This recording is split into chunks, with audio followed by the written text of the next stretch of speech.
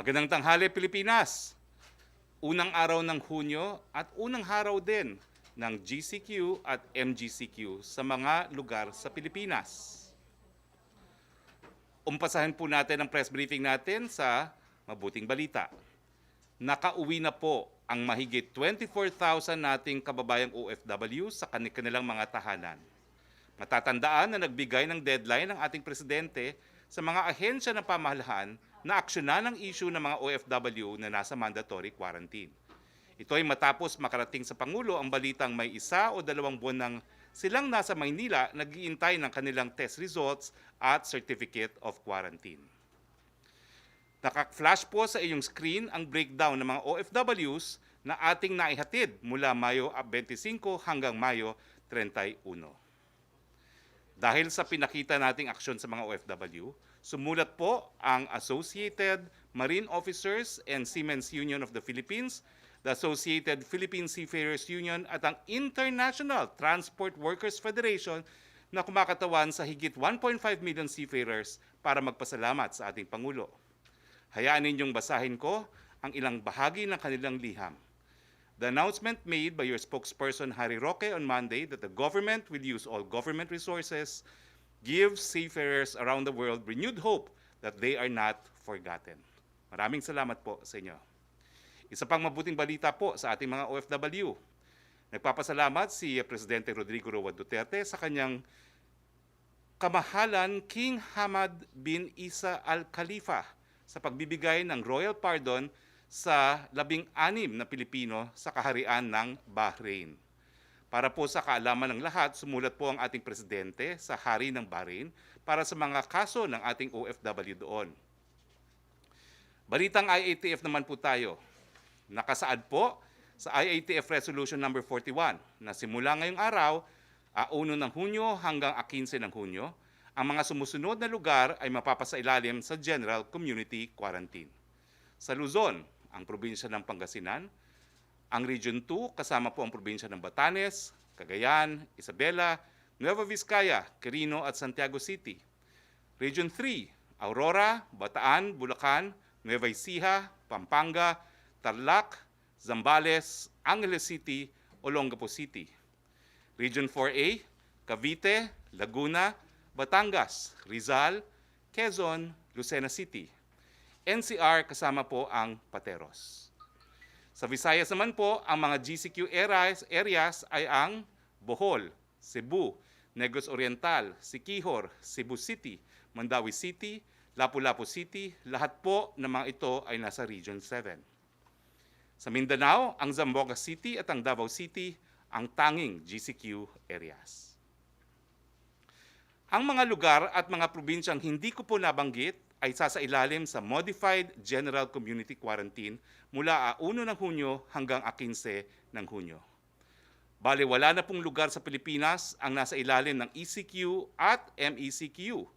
Ngunit kung marami po sa atin ang hindi susunod sa health protocols, hindi mag-obserba ng social distancing or physical distancing, maghugas ng kamay at lalabas ng lalabas dahil wala lang ay baka bumalik po tayo sa ECQ and MECQ. Ano po ang pwede sa GCQ at sa MGCQ? Tignan po natin ang sumusunod na infographics. Una po, nakasulat sa IATF Resolution number 41 na ang RITF ng NCR at Cebu City ay inaatasan na ma-monitor ang health system performance, capacity, at strict compliance to surveillance, isolation, and treatment protocols. Sa GCQ po, ang hindi pa rin po pwedeng lumabas ay yung mga vulnerables, ang ating mga elderlies, yung merong mga immunodeficiency, comorbidities, or other health risks, and pregnant women, at ang mga kabataan. Sa modified ECQ po, 100% po pwede, pero siyempre po, ingat pa rin. Ang mga gobyerno po sa GCQ, full operational capacity, pero sang-ayon po sa resolution ng Civil Service Commission, dapat po may alternative work arrangements kasama po ang work from home. Sa MGCQ, full operational capacity including physical work, pero iniinganyo pa rin po ang alternative work arrangements for those who are over 59 years. Sa pampublikong transportasyon po, meron po tayong phase 1. Mula Hunyo 1 hanggang 21, meron po tayong mga train and bus augmentation, taxis and TNVS, shuttle services, mga bisikleta, mga tricycle na kinakailangan po ng LGU clearance, pero wala pa pong provincial bus na papayagan pumasok sa Metro Manila. Sa phase 2 po, mula June 22 hanggang 30, meron na pong mga public utility buses, mga modern PUVs at mga UV Express. Now, sa IATF Resolution number 41, ang RITFs po, yung mga regional IATF, ang magmamonitor ng health system performance, capacity, strict compliance sa surveillance, yung isolation, and treatment protocols. Sa Cebu po, bagamat GCQ na, kinakailangan po mag-submit ang mga namumuno sa Cebu City ng kanilang detalyadong plano para po sa zoning sa kanilang syudad at yung mga priority barangays. Now, lilinawin po natin ang rules pagdating po sa inter-province travel. Unang-una po, hindi nyo na po kinakailangan ng travel authority kung kayo nasa Metro Manila at iikot sa iba't ibang siyudad ng Metro Manila. Pero siyempre po, hanggang hindi kinakailangan, homeliner muna tayo.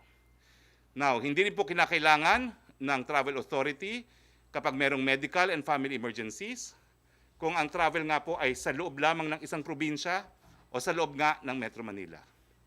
Yung mga biyahe po na tatawid ng probinsya o involving 2 provinces, kinakailangan po ng travel authority pa rin. Now, kinakailangan po yung mga magbabiyahe na kinakailangan ng travel authority, sila ay APOR, Authorized Persons Outside of Residence. Yung mga APOR, hindi na po kinakailangan ng travel authority. Ulitin ko po, no? Yung APOR, hindi kinakailangan ng travel authority. Now, yung nga palang mga seniors, baka magreklamo na naman, no? Yung same rule po, nandyan pa rin. Pwede kayong lumabas kung meron po kayong kinakailang bilihin na indispensable at kung kayo po ay nagtatrabaho. Okay? Malinaw po yan. Para hindi naman magalit si lolo at si lola na naman kung hindi lilinawin. Punta po tayo sa update sa COVID-19. Meron na po tayong 18,086 na kaso sa Pilipinas as of May 31, 2020. Ang mga gumaling po ay 3,909. Ang mga namatay po ay 957. Yung mga nagtatanong, handa na ba tayong mag-GCQ? Well, itong graph pong ito ay yung tinatawag na positivity rate trending para sa Pilipinas. Ano ba ho itong positivity rate trending? Ito po yung mga porsyento na nagpositibo sa lahat ng mga na-testing na natin. So habang mas mataas po yung porsyento, mas maraming merong COVID-19 dun sa mga na-test, habang mas mababa, kumakonti po ang kaso. At makikita niyo po sa graph nito na nagsimula tayo noong, hindi ko babasa yung araw na yon, noong April, napakataas po ng positivity rate, no? 13.4%. April 12, 13.4%. At sa ngayon po, as of May 24, ay nasa 6.5% na po tayo. So, ibig sabihin, talagang gumana po ang ating ECQ at ECQ, pero siyempre po, kung magpapatuloy itong pagbaba ng positivity rate, nasa kamay po natin yan. Kinakailangan, homeliners, kung hindi kinakailangan lumabas, manatili sa tahanan, hugas ng kamay, pagsusuot ng face mask, paggamit ng disinfectant, at siyempre po, no, yung mga nag-iempleyo, kung po pwede po, alternative work arrangements. Tignan naman po natin yung capacity, bago tayo health system capacity, bago tayo nag-GCQ. Di ba ho, sinasabi ko na yung mga factors na tinitignan, yung pagkalat ng sakit, yung kapasidad magbigay ng critical care, at saka yung ekonomiya. Ito po makikita nyo na simula noong April 23, 2020, meron tayong 808 ICU bed capacity. Ang vacant po ng mga panahon na yon ay 555 at yung mga occupied ay 253. Makikita nyo po na mula noong April hanggang ngayon, May 28, dumami po ang ating ICU beds at dumami rin po yung mga bakanting ICU beds. Meron na po tayong 1,273 na ICU beds, kung saan 820 po ang bakante at 453 ang occupied. Bagamat ito po ay magandang mga senyales, napakadali po mapuno yan kung hindi tayo mag-iingat at hindi susunod sa health protocols. Tingnan naman natin yung mga mechanical ventilators, ilan na meron tayo, no? Noong April 23, meron po tayong 1,039, 830 po ang hindi nagagamit at 209 ang nagamit. Ngayon po, May 28, meron na po tayong 1,935, halos doble po. At 1,581 ang hindi po nagagamit at 354 po ang nagagamit. Ulitin ko po, pag nagkasakit lahat, kulang-kulang po yan. Social distancing, manatili pong malusog. At yung isolation bed capacity naman po natin sa buong Pilipinas, 4,925 noong 23 of April. Ang mga bakante noon ay 3,114. At ngayon po, ang occupied na, dati, ang occupied na isolation beds ay 1,811. Ngayon po, May 28, meron na po tayong isolation bed na 9,201, kung saan 5,900 po ay bakante, 3,301 ang occupied. Huwag po tayong magnasa na mag-occupy ng isolation bed. Okay, so kasama po natin ngayon, at tayo po ay mapalad, no? Nandito po, unang-una, si Yusek Vergere, pasensya na po, the lone rose amongst the thorns, Department of Health. Nandito po ang takapagpatupad ng National Task Force on COVID-19, Secretary Galvez. Nandito po ang Secretary po ng DILG, Secretary Anyo, at nandito po ang ating Secretary ng Department of National Defense, Secretary Lorenzana.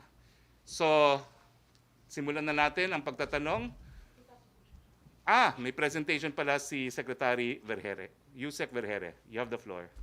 Maraming salamat po, Secretary Roque, at magandang hapon po sa ating lahat dito, kasama po ang mga secretaries of other agencies.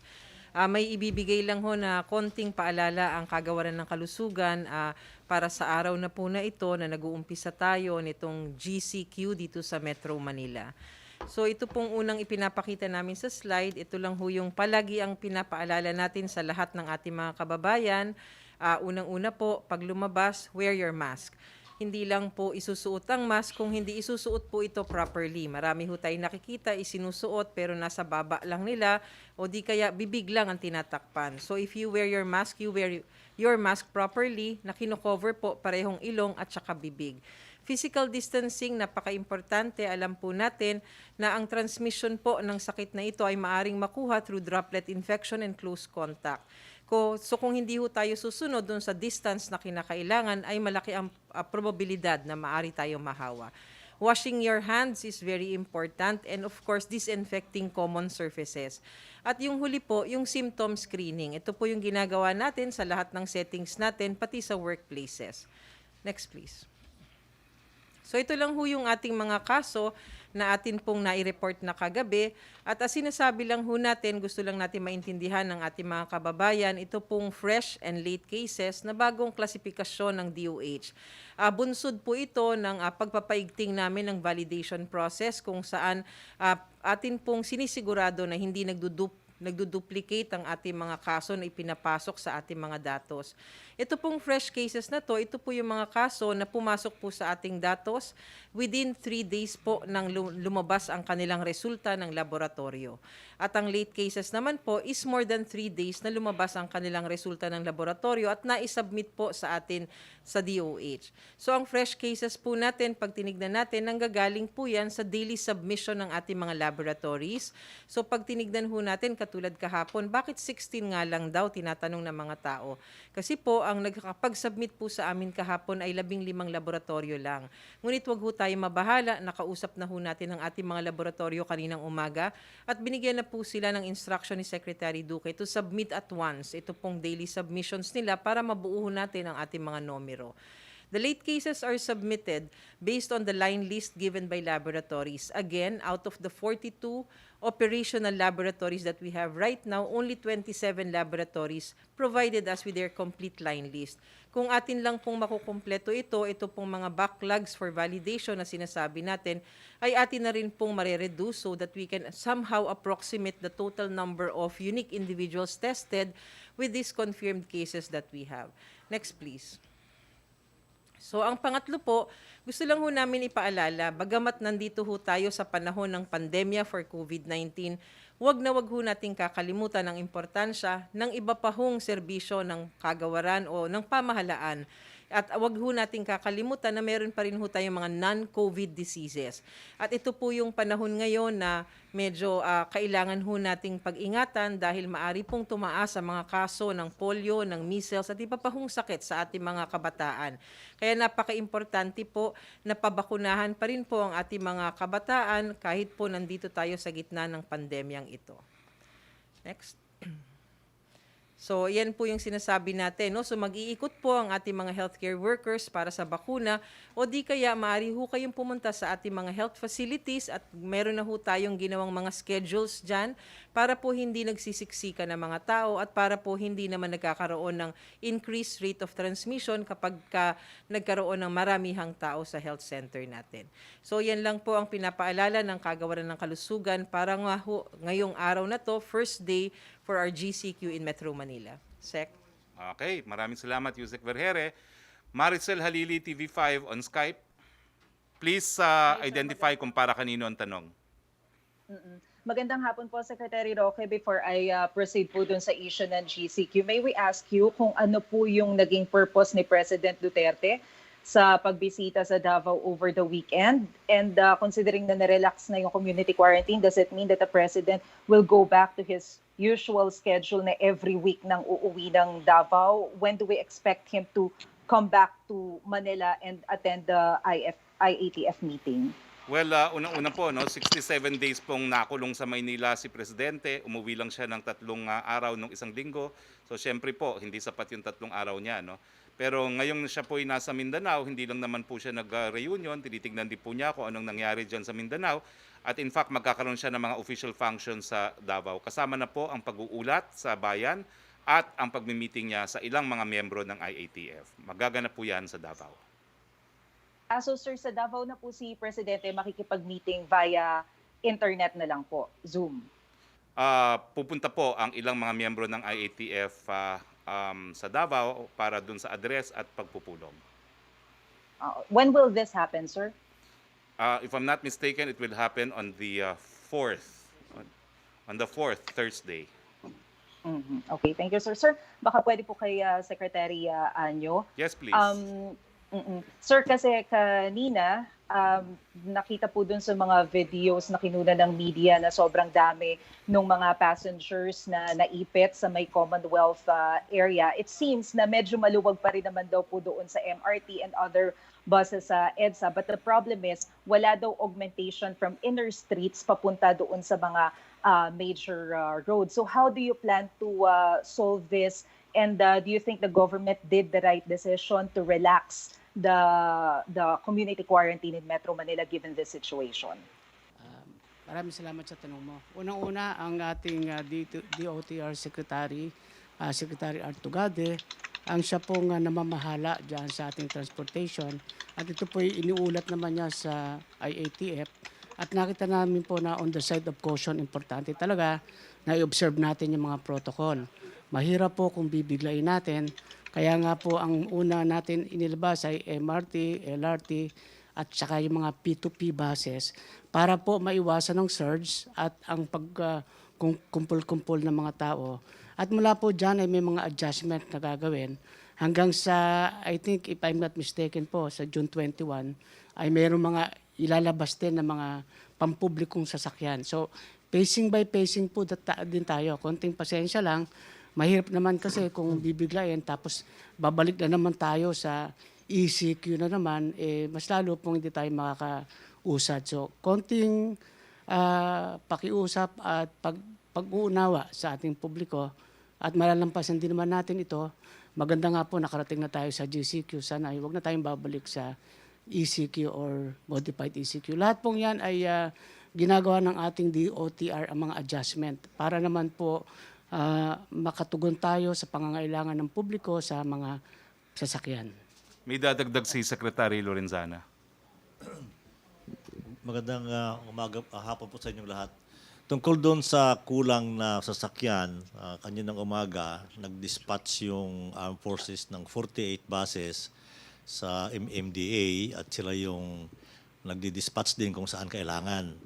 Sa 48 na trucks at saka bases, 6 ang na-dispatch sa Commonwealth. Ito ay libreng sakay na naglalagari dyan kung saan sila galing para madala sila sa EDSA. Yun po ang current situation ngayon.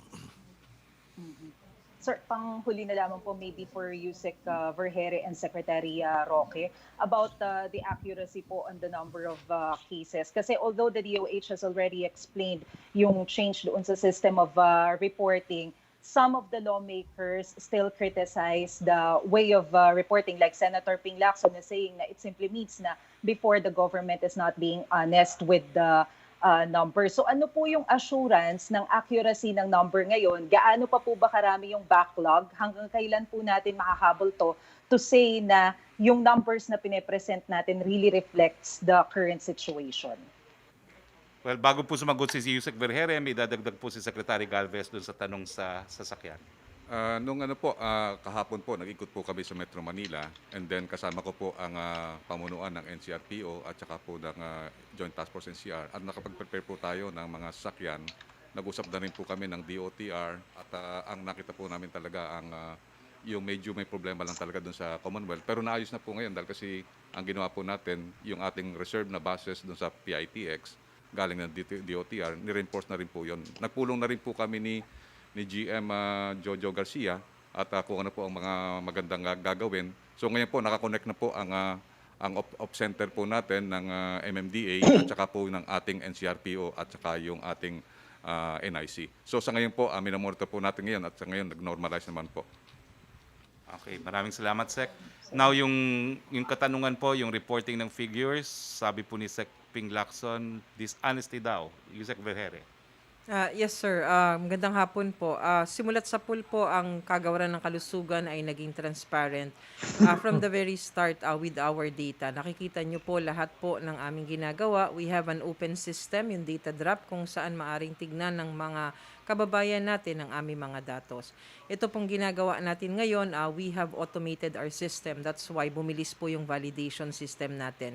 We now have this application, yung COVID Kaya, where all of our facilities will be using this so that we can hasten and we can minimize delays in the passing on or reporting system across our facilities to DOH. Now, ito pong sinasabi natin na mga backlogs na sinasabi, meron ho tayo ngayon, sa ngayon, we have around 6,800 pa na kailangan pong i-validate natin na atin pong pagtatrabahuan sa mga susunod na araw para po magkaroon na po tayo ng at least approximation between the unique individuals tested and those confirmed positive for COVID-19. Okay, Yusek Rocky.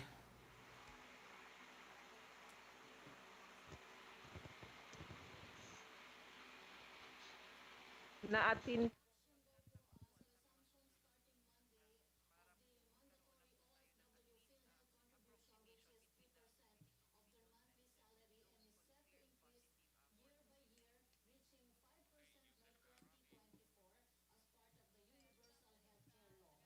Sinuspindi na po ni Secretary Duque yung provision ng implementing rules and regulation na nagpapataw na mas mataas na premiums. No? So sa tingin ko po, miski tapos na ang MECQ, ay suspendido pa rin po yan hanggang hindi po nare-repaso at nababago ng PhilHealth yung kanilang implementing rules and regulations.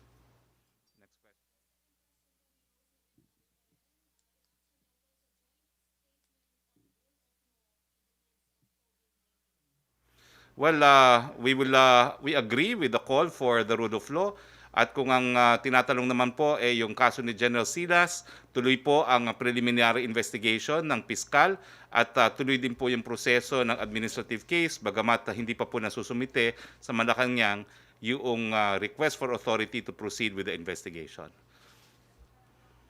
Joyce Balancho.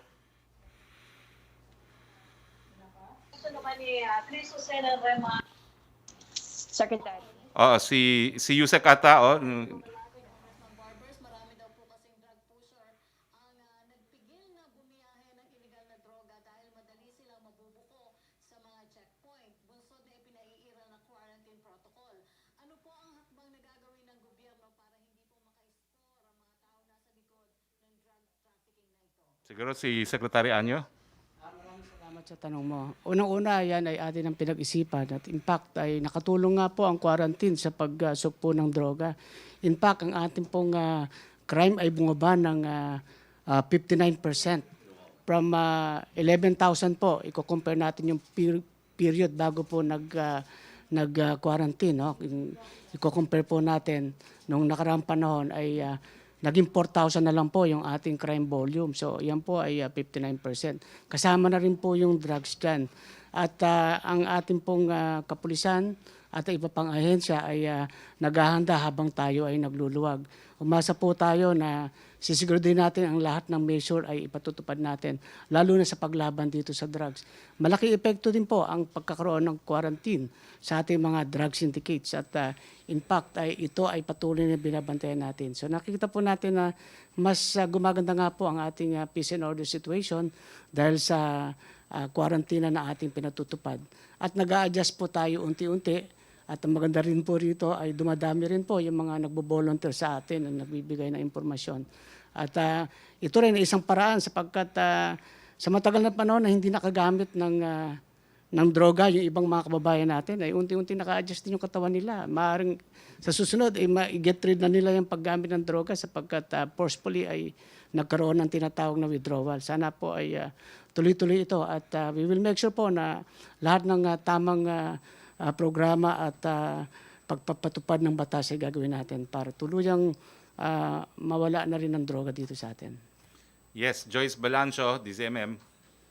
Yes, good afternoon po, Secretary. Pwede po sa inyo tong tanong na to or kay Secretary Anyo. Follow up lang po dun sa dati ko na rin po natanong dun sa angkas. Kasi po lalo na po ngayong GCQ ay marami po yung mga kapamilya natin, mga kababayan natin na humihiling na sana baguhin natin yung policy against couples na bawal during angkas. Nabanggit niyo, Secretary, before na itatalakan niyo to sa IATF. May update na po ba doon, Secretary? Siguro si Secretary Anyo. Yes, ang ating angkas, ang ating panuntunan dyan ay bawal pa rin sapagkat ito ay malaking violation sa ating health protocol. Unang-una, i-explain ko lang, kung ang mag-asawa ay papasok at nakaangkas. Pagdating niya sa opisina ay mahahawa yung lalaki at pag uwi niya nakaangkas yung babae naman ang mahahawa. Ang susunod naman na mahahawa ay ang opisina o kaopisina ng babae. Habang meron pa pong virus, hindi po tayo pwede magsugal dyan. Hanggang sa sana ay dumating tayo sa new normal, wala na tayong virus at wala nang positive cases, ay babalik din po naman tayo dyan. Konting pasensya lang. Paano natin masosolve itong angkas dahil halimbawa ay mag-asawa nga sila. Unti-unti po ay gumagawa tayo ng bicycle lane, gagawa tayo ng tricycle lane, at lagyan na lang po ng sidecar yung motor at pwede nang isama niya yung kanyang misis. Ganun lang po naman yung mga solution habang mayroon pa tayong virus. Pag wala na po, babalik na ulit tayo sa dati at pwede na sila mag-angkas. So pwede po, Secretary, yung bike na may sidecar. Pwede po yon. Merong mga Para ruta lang na pwede tayo maglagay para sa mga may mga sidecar ng bisikleta. Pero yung dun sa walang sidecar, dapat free-flowing yan. So unti-unti ay nag-a-adjust tayo sa bagong normal kung ano ang pwede makatulong sa ating mga kababayan. Huwag lang po nating madaliin kasi pagka biglang bumalik tayo sa ECQ, mas lalo pong mahirapan tayo. So sabi nga ay hinay-hinay, unti-unti, ay makakarating din tayo sa pupuntahan natin. Opo, regarding pa rin po sa public transportation, dahil nabanggit po ni Secretary Anyo kanina, may second phase which is June 21, kung saan mas marami pa po yung papayagan na public transportation. May mga netizens po na workers na nagtatanong, makatarungan po bang i-absent sila ng kanilang mga employers just because hindi sila makapunta sa trabaho dahil hindi pa sila sakop nitong available transportation sa kanilang mga lugar? Well, unang-una po ay kailangan natin konsultuhin ang ating sekretary ng DOLE tungkol sa patakaran na yan. Pero kami po ay humihingi ng pangunawa sa mga employer na intindihin po yung ating mga manggagawa. Kaya nga po may mga pinopropose tayong work schedule at saka yung number of attendance ng manggagawa sa isang opisina para po magkaroon ng adjustment at kung pwede pong work from home ang iba o kaya naman po ay magkakaroon sila ng rotation. So tulong-tulong po tayo, bayanihan po tayo rito. Pero ang ating pong DOLE Secretary ay pinag-iisipan na po yan at sa susunod po ng mga araw ay magkakaroon din tayo ng mga adjustment at sana naman po ay makaunawa yung ating mga employer. Yes, Okay, okay. Secretary Roque po. Yes. Recent briefing po nabanggit po ni CEC Commissioner Eileen Lesada na wala pong hazard pay. Yung mga personal na papasok po ngayon GCQ. Bakit po ganun, Secretary? I mean, lagi naman natin sinasabi MECQ or GCQ, nandyan pa rin yung threat ng virus. So, bakit tinanggalan ng hazard pay still facing with the same, given na nag-transition tayo? Well, ganun din po ang kasagutan ko, no? Yung banta po, bagamat naririyan pa, has become manageable dahil na humaba na yung doubling rate ng sakit at saka na-increase na yung capacity natin to provide critical care. So, hindi na po ganung katindi ang banta, bagamat kinakailangan po talaga mag-ingat pa rin. Okay po. So, Yusek, wala chance po na mapakinggan po yung panawagan ng iba na ibalik po yung for GCQ government employees na pumapasok po. Well, alam niyo po kasi talaga yan, naka-budget lahat yan, no? At ang lahat po ng budget natin ngayon nakalaan sa COVID-19. So, konting pasensya po sa mga government workers. Yusek Rocky.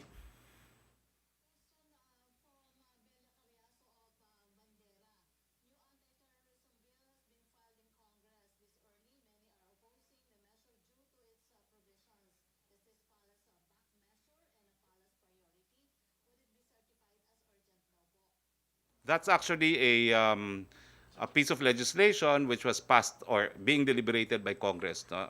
We always respect this prerogative of Congress to draft policies. So far, it has not been certified urgent, but I think Secretary Anya would like to comment as well, or Sec Delphine Lorenzana pala will comment on this. Good afternoon. Yeah, itong panukalang batas na to ay na-certify na yata sa ni Secretary Kwan. check. Nandun sa Malacanang ito, alam ko kung hindi pa lumalabas. Pero it is certified urgent bill para matapos ito bago mag-recess yung Congress ngayong June 5. Ang comment ko lang doon sa mga nag-o-oppose dito ay wala namang basihan yung kanilang mga opposition dahil binasa ko yung panukalang batas nandito sa akin ngayon. Yun naman karapatan ng mga tao ay may sapat na provisions.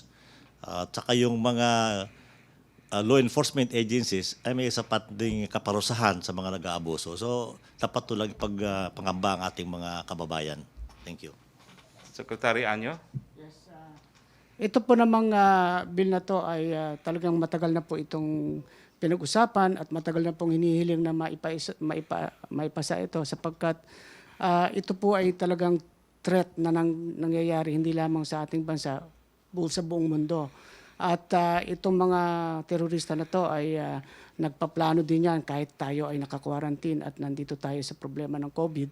At kung marirecall natin, may mga ibang insidente na gumamit pa ng sarin gas para ipatupad yung kanilang terorismo. Kailangan makapaghanda tayo. Very timely na po ito. Para po kung bumalik tayo sa bagong normal, nakahanda na rin po ang ating mga batas sa pagpapatupad at hindi na po tayo magkaroon ng problema sa terorismo. So ito po naman ay para sa kaligtasan ng lahat at pinag-isipang mabuti at sinisigurado po natin na walang abuso mangyayari. Kaya sana po ay suportahan na rin natin itong anti-terrorism bill po natin. Yes. Yusek Rocky?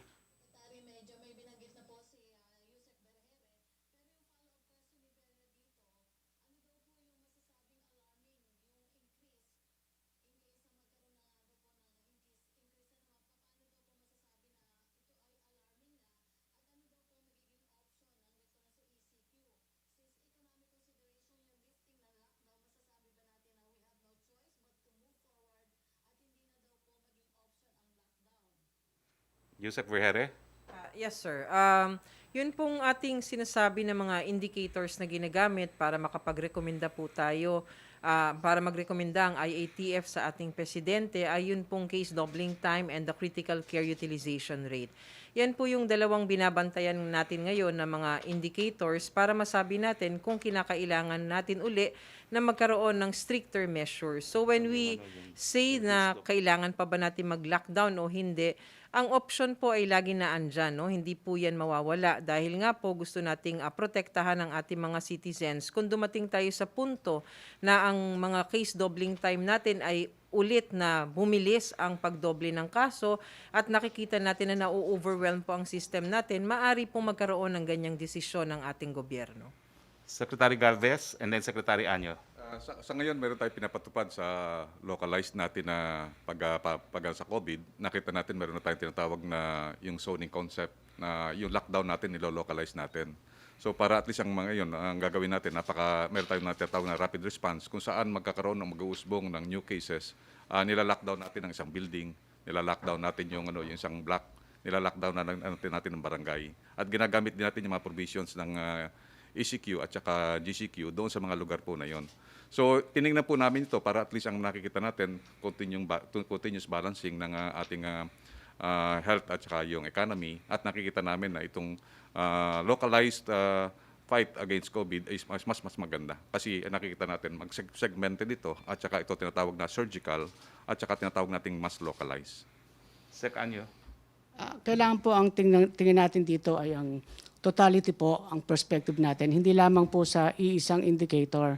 Kasi kung titingnan po natin, karamihan nga po na dumagdag na cases ay tinatawag nating old cases po, no? Matagal na sobra sa 4 na araw.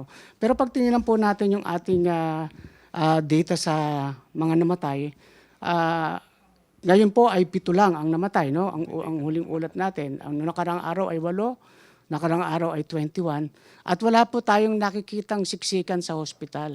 So ibig po sabihin nito ay yun po yung magandang panuntunan na nakikita natin po na nakukontain po natin itong virus na to. Kahit po na maraming late reporting, ay hindi po ganun ang sitwasyon na akala natin ay nagkakaubusan na ng bed sa hospital at by the hundreds ang namamatay. So yun po ay tingnan natin sa pangkahalatang pananaw na kaya-kaya po natin yung sitwasyon at hindi naman po nangangahulugan na babalik tayo sa MECQ o sa ECQ sapagkat sa indicators po natin ay natutugunan ng ating health sector ang panggagamot sa ating mga pasyente ng COVID. Kaya nga halimbawa po, itong data po natin nung kahapon, 7 po ang namatay na ating mga kababayan. Sa maraming pong naiulat ay akala natin ay sobra-sobra na po. Pero ito naman ay dahil sa bumilis na rin, na-automate na yung ibang mga kagamitan natin. Kaya yung mga dating walang resulta ay lumalabas ngayon. So ang tingnan po natin, yung pangkabuoang resulta. At nakikita po naman natin na gumaganda at na-handle po natin mabuti ang COVID crisis. Trish Terada, CNN. Magandang tanghali po, sirs and ma'am. This question is addressed to, any of you may answer po, no? Follow-up lang po kami doon sa domestic flights. We just like to clarify kung kailan po talaga mag-resume yung domestic flights because local carriers are announcing na June 2 pa po sila magre-resume. I talked to CAB and CAAP at apparently, ang nagiging problema are the local government units are refusing to admit passengers from the domestic flights. No? So, paplansyahin po yan, but perhaps our Chief Implementer, General Galvez, can comment on the topic. Sa local flights, may sinabit na po yung ating DOTR, tinitingnan po namin at kasi kukonsult po natin ng mga LGUs kasi ang nakita natin din, takot din talaga yung mga LGUs na magkaroon ng open travel dahil kasi yun nga sa importation. And sa ngayon po, ino-open natin yung ating air travel only sa inbound passengers from our OFWs and seafarers. Sa ngayon po, nung dati po, nilimit po lang natin na 400 to 600. Sa ngayon po, na dahil yung ating 24,000 po na OFW ay nakauwi na po, ngayon po, inaangat po namin to sa 1,000 to 1,500 a day. Kasi meron po tayong 42,000 na ina-expect na OFW na darating ngayong June. So sa ngayon po, pag-aaralan po namin mabuti, i-consult po namin si General Sana at saka si Secretary Tugade at saka si SILG para pag-aralan po kung ano pong lugar ang pwede natin pong buksan. Sa ngayon po, bubuksan po natin ngayong linggo, ito pong Clark kasi nakita po natin may testing capacity na siya dito. At the same time, meron siyang tinatawag na maganda yung organization ng local mining agencies at saka nung ating BCDA doon sa area. And then later on, pagka once natapos na po yung ating tinatawag na modular testing center dito sa Cebu, pwede na po nating i-open. And then later on, magko-coordinate na po tayo sa Davao at saka sa ibang areas sa Jensan.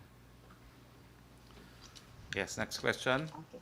Sir, my next question po is about the illegal Chinese health facilities.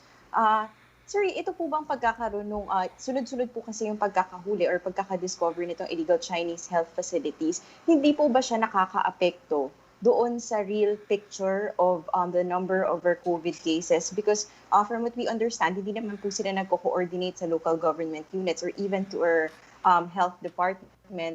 So, paano po kaya yun, sir, na posibleng hindi natin alam kung positive or PUI, pero nakakagala sila on their own because they're doing their own tests. And at the same time, sir, kung may mga ganito pong behavior na pinapakita, is it high time to review the existence of POGOs? Because it appears na despite our hospitality na pinapakita po sa kanila, in a way, it's very disturbing na they don't seem to trust our health institutions because they have their own facilities. Well, unang-una po, no, 3 kaso pong nasasampa dyan sa mga underground clinics na yan. Yung illegal practice of medicine, yung illegal sale of unregistered pharmaceutical products, at saka yung violation po ng quarantine law natin dahil lahat po ng COVID cases ay dapat rini-report sa DOH. Ang POGO po, wala pa pong nag-ooperate na POGO. Kasi ang sabi po ng BIR, di pa sila nagbibigay ng tax clearance sa kahit kanino. So I think the question is premature. Wala pa naman pong nag-ooperate na POGO. Let's not attribute anything na hindi pa po nagsisimula nga yung industriya na yan. Next question, please. Sir, my next question is for Yusek Vergere. Yusek, may pinapatanong lang po, no, yung backlog po, supposedly, makiklear po siya or parang the commitment was to have it cleared by last week. Ano raw po yung nangyari kung bakit hindi po na-meet yung deadline ng pag-clear ng backlog? And on the other hand, may mga nagsasabi din po na kaya naman daw po palang mapabilis itong pag-clear ng backlog. Bakit po medyo late in the game or ngayon lang nagawa yung pag-clear ng backlog po? Yes, sir. Yes, ma'am. Klaruhin lang po natin. Meron ho tayong 2 klase na backlog. Ang una pong klase is the laboratory backlogs. Ito po yung sinasabi natin na lahat po ng samples na na-receive natin for testing at mula nung na-receive hanggang mag-release ng results ay more than 48 to 72 hours. That's a backlog for laboratory. Now, the backlog in validation, we don't call it a backlog. Actually, it's the delays in validation.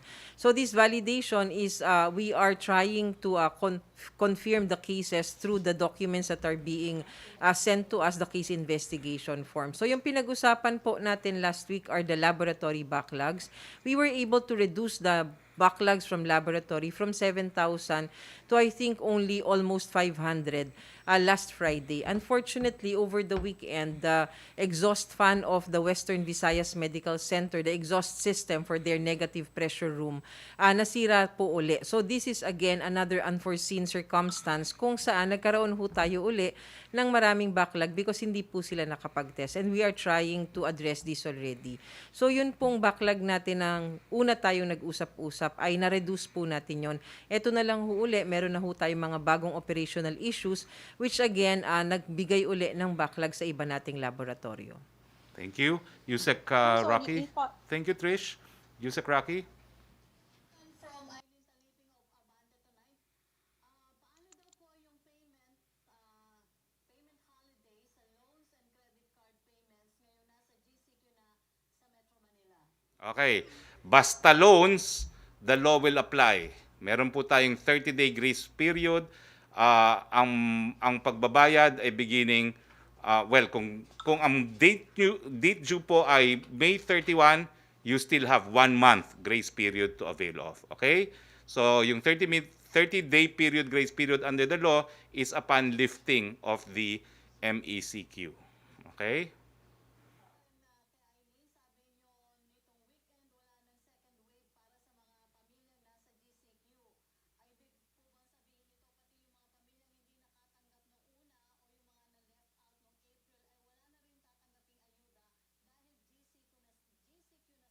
Lilinawin ko po, yung second tranche, yan po ay para doon sa mga lugar na nanatili sa ECQ or MECQ at yung 5 milyong additional na mga individual na nabigyan dahil gusto ni Presidente mabigyan ng mas marami. So kahit anong classification po ng lugar ninyo ngayong Hunyo, wala pong epekto yan doon sa pag natatanggapin yung ayuda para po sa nakalipas na buwan. Malinaw po yan. Joseph Morong. Hi, sir. Good afternoon. Good morning, gentlemen. Good morning, Yusek Vergere. Sir, I'll do away with the practical questions first, no? So yung quarantine pass, hindi required within the GCQ. So yung bang mga lipat bahay, balik bahay, pwede na yan, sir? Si Chief Implementer Secretary Galvez. Mga lipat bahay po. Si Secretary Anyo. Gumawa kami ng panibagong panuntunan at ang ating pong mga pag-ibigay po natin yung quarantine pass po sa travel pass, no. Yung quarantine pass po ay ito yung within the locality na lumalabas ng bahay at dito po ay binigyan natin ng ating leeway ang ating local government unit sapagkat iba-iba naman yung classification lalo na yung under ng GCQ. Meron talagang mga community diyan na sinasabi natin na meron pa pong mga infection, no. Sila po yung mga nagpapatupad na hindi pa pwedeng lumbas sa mga tao at ito pong mga areas na ito ay mayroon pong kapangyarihan ng ating local government units para magpatupad ng quarantine pass sa mga lugar na mayroon pang mga infection. At yun namang mga lugar na tinatawag natin na mga libre na ay pwedeng hindi na magkaroon ng quarantine pass. So ito ay depende na sa sitwasyon ng ating mga LGUs. So ang ibig sabihin nito, may discretion ng ating local government unit sa pag-i-issue ng quarantine pass para naman sa ganon ay maprotektahan din nila yung mga lugar na meron pang mga infection. Okay, next question. Yes, sir. Sir, I wasn't able to preview na lang later, hindi ko marinig kayo masyado, sir. But thank you for that answer. Sir, maybe Secretary Galvez and Secretary Anyo can answer because the strength of yung lockdown natin, no, yung targeted lockdown depends on the number of tracers that we have. Number one, can I have an update, sirs, on the number of tracers that we already have and we need to contract? And pasagot na rin, sir, dun sa sentiments ng public na parang now that we opened up to GCQ, parang sinasabi nila matibay na lamang to, sir.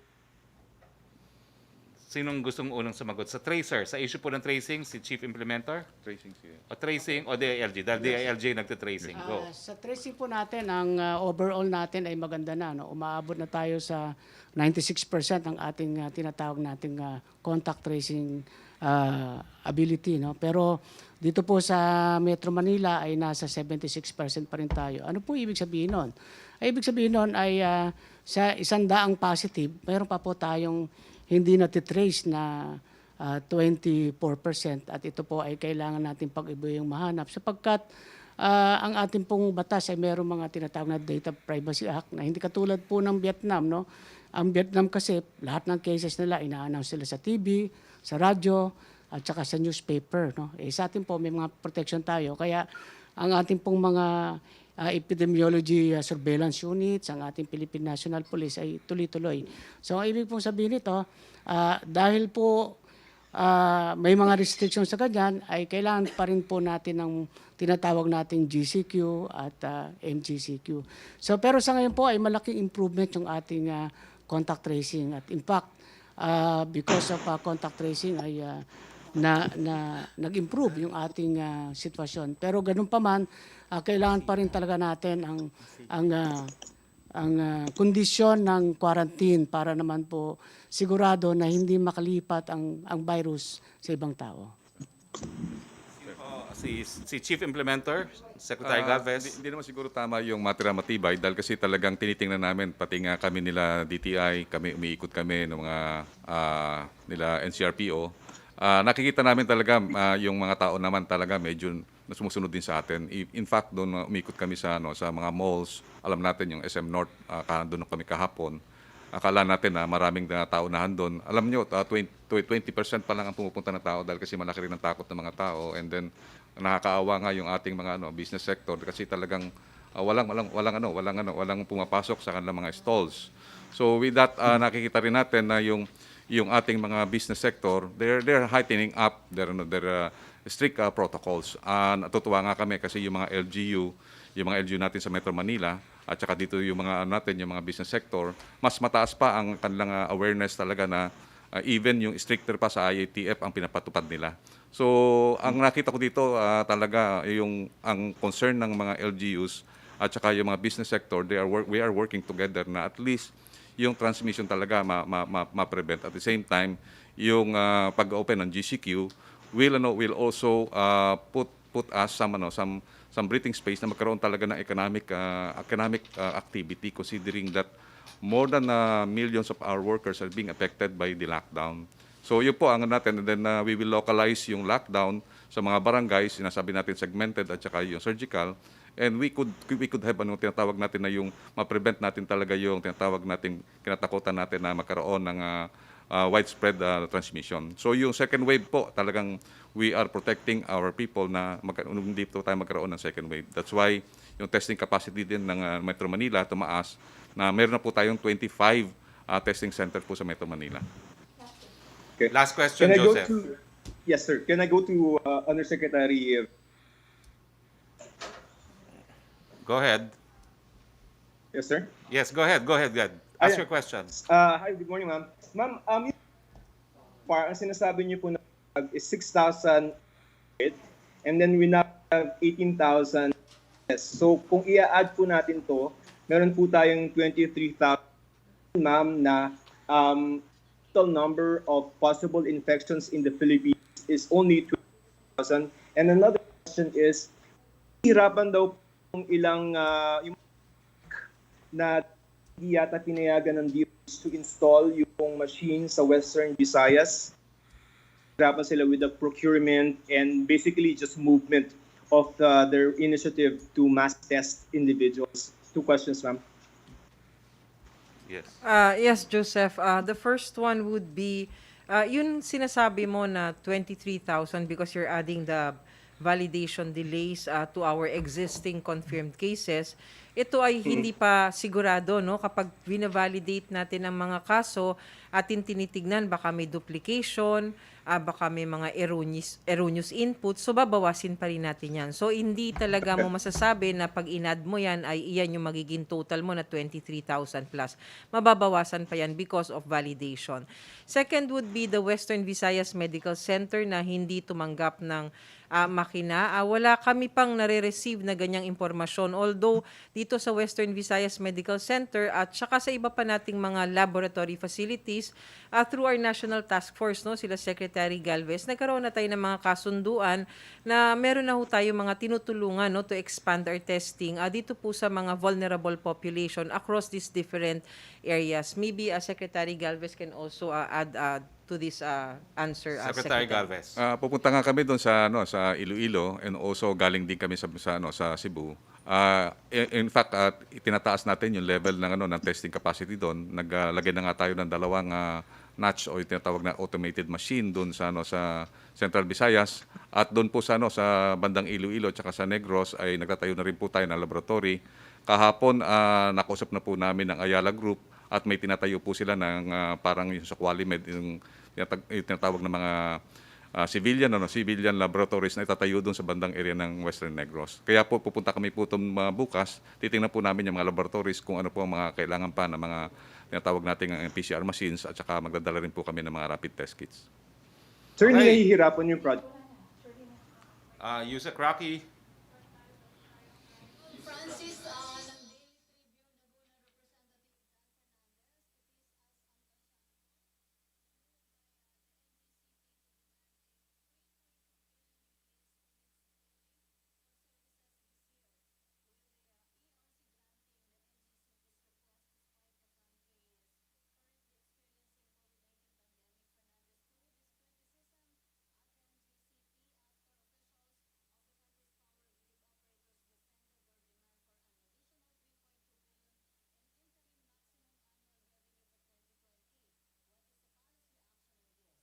Well, we will ask po the Department of Energy to comment on this. We understand that ERC by law is a regulator and they have quasi-judicial functions, including rate fixing. But I think the Department of Energy exercises supervisions nonetheless. No, so we will refer the matter po to Secretary Cusi.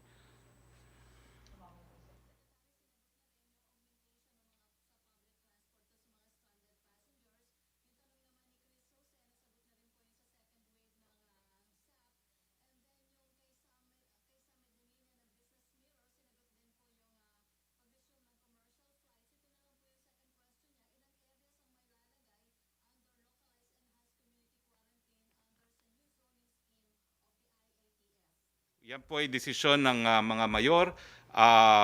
And then the governors can also declare ECQ in municipalities and in component cities. But Secretary Galvez, do you have an idea how many of these localized barangays and zones there will be? Yung ano natin, depende po kasi yung sa localized natin localized mga zoning at yun po ay ipapasa po namin sa LGU yung proposal na ka-approve lang ng IATF. So, ang nakikita po natin, nagbigay naman po ng mga analytics yung tinatawag na granular data na kung ano po yung mga tinatawag nating hotspots na sa different areas. So, nakita natin dito sa bandang area ng Cebu at saka bandang area ng NCR, dito nakita natin na maraming hotspots considering that yung ating increases ng new cases ay patuloy pa rin. So, yun po ang inano po natin na dito nga sa Cebu, meron po silang ina-apply ng mga lockdowns at ang tawag po nila dito ay segmented lockdown. So yun po at nakita po natin sa areas po na previously na na-downgrade sa GCQ ay talagang tinitingnan po natin ang surveillance po doon. Secretary Anyo? Yes. Ito pong ating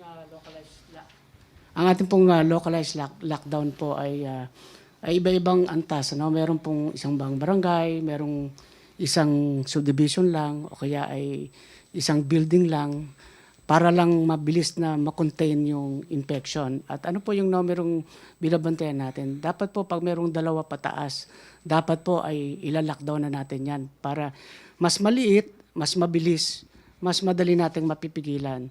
Pwede pong lumaki yan hanggang 1 o 2 barangay. Kaya nga po ang ating mga local government official ay talastasan sa ating mga regional IATF sapagkat sila po ang magtutulungan kung ano po ang sakop o area na dapat pong i-lockdown. Ito po ay para masigurado natin na hindi na magkakaroon pa ng contamination sa ibang lugar at madali nating mapigil ang pagkalat ng ng virus sa isang area. So iba-iba po 'yan. Merong isang barangay, merong isa lang subdivision o kaya isang building lang po. So diyan po papasok na talaga yung discretion ng ating local government unit sa tulong din po ng ating IATF sapagkat meron po tayong binuo na mga tinatawag po nating special teams na siya pong mag-aayuda sa ating local government units. Sa ganyan pong pamamaraan ay makakapagpatuloy ang pamumuhay pero matutugunan natin yung talagang areas na dapat bigyan ng konsentrasyon. Siguro last question. Meron pa bang last question? Wala na. Secretary, meron pang tanong si General Kabiling, will the government increase the budget to meet COVID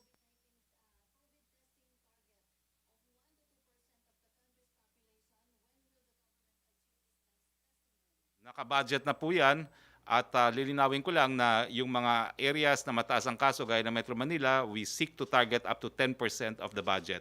When do we seek to achieve this goal, Chief Implementer? Sa ngayon po, talaga capacity ng ating mga testing laboratories. Ang ano po natin, baka before the end of June ay magkakaroon na po tayo ng mataas na capacity. Sa ngayon po, ang NCR po ay nagkakaroon po ng regular testing na po ngayon by LGUs. Binigyan na po namin sila ng quota, and then ginagamit na po natin ang mega swabbing areas natin dito sa Metro Manila. So ang nakita po namin, nag-meeting kanina yung private sector at saka yung sila Secretary Vince Dizon, and we are moving forward na before the end of the month ay talagang ma-achieve na po natin yung capacity natin na meron na po tayong capacity na more or less 30,000 po na capacity test a day. Sa ngayon po, nagkakaroon po tayo ng konting problema sa supply chain at sinosolve na po natin po yun. Pia Gutierrez, ABS-CBN. Hi, Siguro sir. last question Afternoon. nito. Sir, Last this 3 question questions. Yes. to you and DILG kay Anyo. Sir, yung bunga Nako, choppy ka. Choppy, we can't hear you.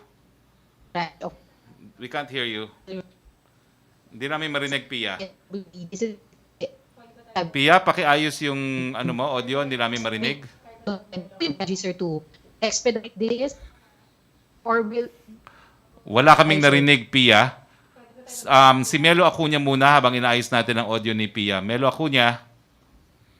Good afternoon, Secretary. Good afternoon to all the resource persons.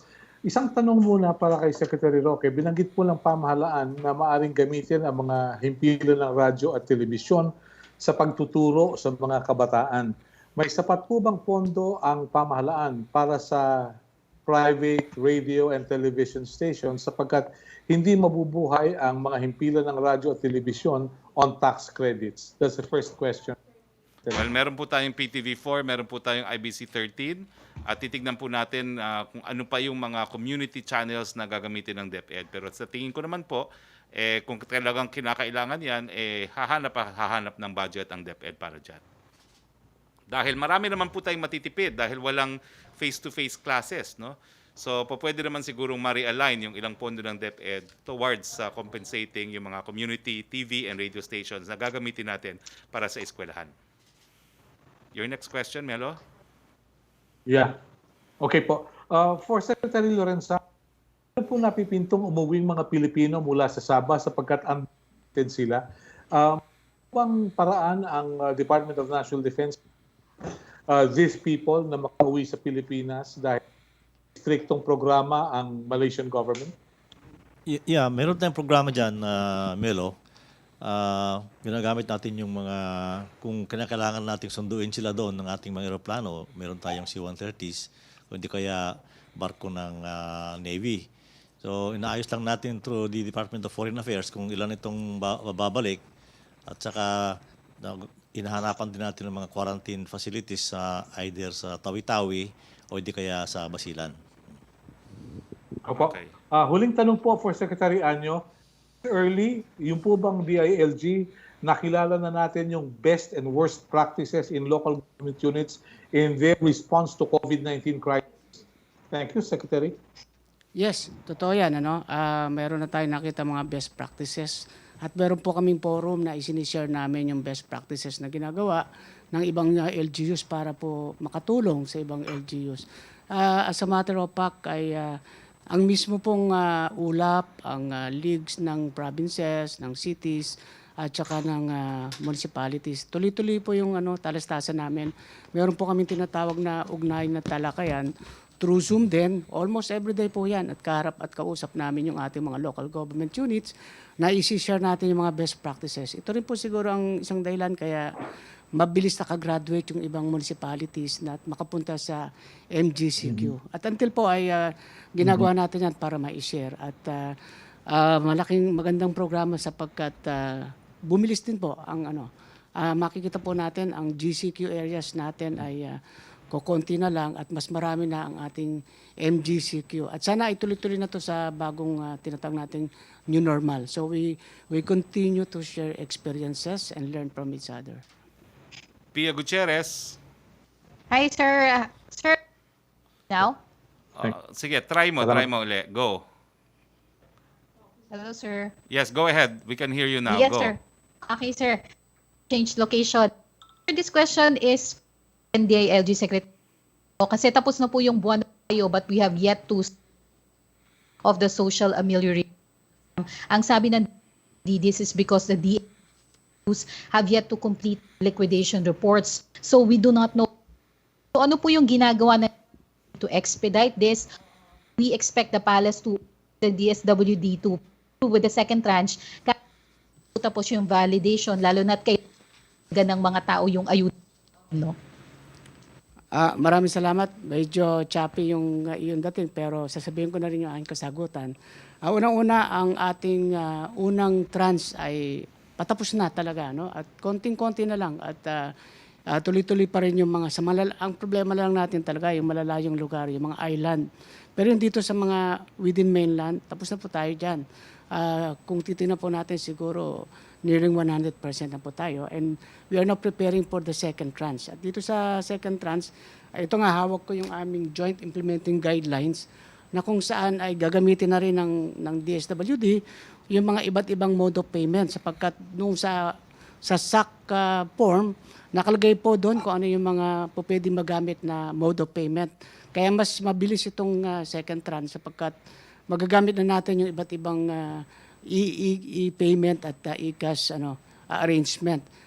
Pero tutulong ang ating PNP at saka AFP sa mga lugar na malalayo para sa pagdidistribution.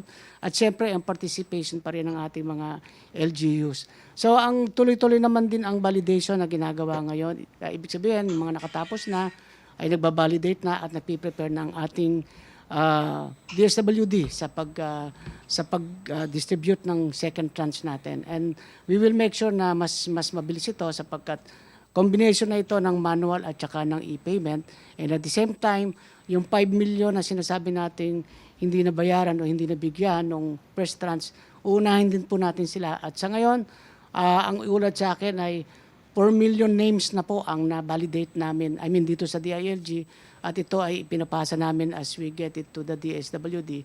So, maaaring mauna pa nga itong mga naiiwan na 5 million dahil sapagkat kailangan naman nila ito. So, this is a very good work in progress, and hopefully this June ay maibigay na natin lahat itong second amelioration. Next Sir, when do question. we expect the valid, sir? Well, tuloy-tuloy ang validation actually, no, as they come. We do not wait na, ito, kailangan. So pagka dumating na yan, inaayos na lahat.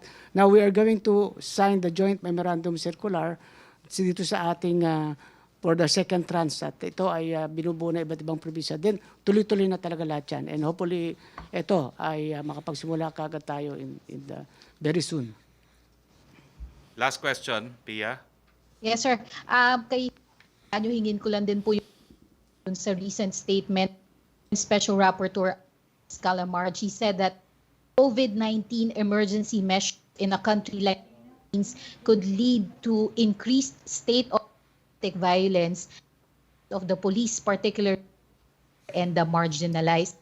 Said verbatim, of course, in a country like the Philippines, law enforcement is already acting national law beyond standard for the use of force. So you can only imagine additional powers under a state of emergency. Well, my comment is, again, I've been consistent. I know Professor Agnes, she's not a specialist on extralegal killing. She's a specialist on freedom of expression. It would have been better if the UN appointed an actual expert on extralegal killings, no, of the same caliber as Philip Alston. No? I wish Agnes good luck. I wish she could get tenure in her university so that she can actually be recognized as an expert.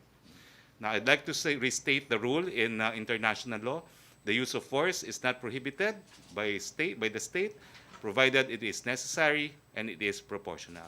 And I think the kind of responses, the use of force that we have seen satisfy this criteria. If not, then the appropriate cases are filed, whether be it criminal or administrative, which is the duty of the state in case of an alleged violation of the right to life. Secretary Anyo. Yes. Kung makikita natin ang sitwasyon sa Pilipinas, compare natin sa ibang bansa, lalo na sa Amerika, malayong malayo yung ating sitwasyon.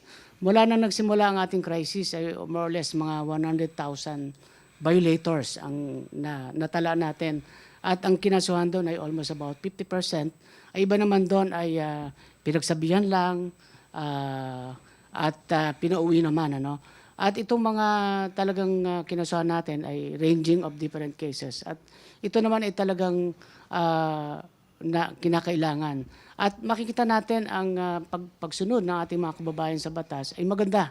No? Ikumpara natin to sa ibang bansa ay malaki ang diferensya at hindi tayo magkakaroon ng sinasabing anumang looting o anumang ibang mga breakdown sapagkat lubos namang masunurin ng mga Pilipino. So, yan lang naman ang ating masasabi. We're really doing good in the terms of peace and order. Kaya nga sinasabi ko, 59% drop tayo sa crime.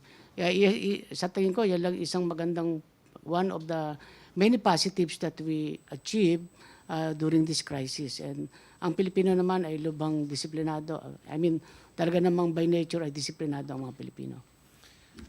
Okay, thank you. Before we end our press briefing, I'd like to acknowledge the presence of Congresswoman Rida Robes of the Lone District of San Jose del Monte, Bulacan. Welcome, Congresswoman. As well as Congresswoman Ria Vergara, Representative 3rd District, Nueva Ecija. Welcome, Congresswomen. Well, I'd like to thank, of course, our resource persons, Yusek Vergere, Secretary Galvez, Secretary Lorenzana, and Secretary Anyo. Unang araw po ngayon ng GCQ at MGCQ sa ating bayan. Sana po huwag niyong kakalimutan, habang walang bakuna, habang walang gamot, banta pa rin po ang COVID-19. Nasa kamay po natin ang diferensya sa pagitan po ng buhay o kamatayan. Ingat po tayo. Sa ngalan po ng inyong Presidente, Rodrigo Roa Duterte, ito po ang inyong spokes Harry Roque, nagsasabing magandang hapon po sa inyong lahat.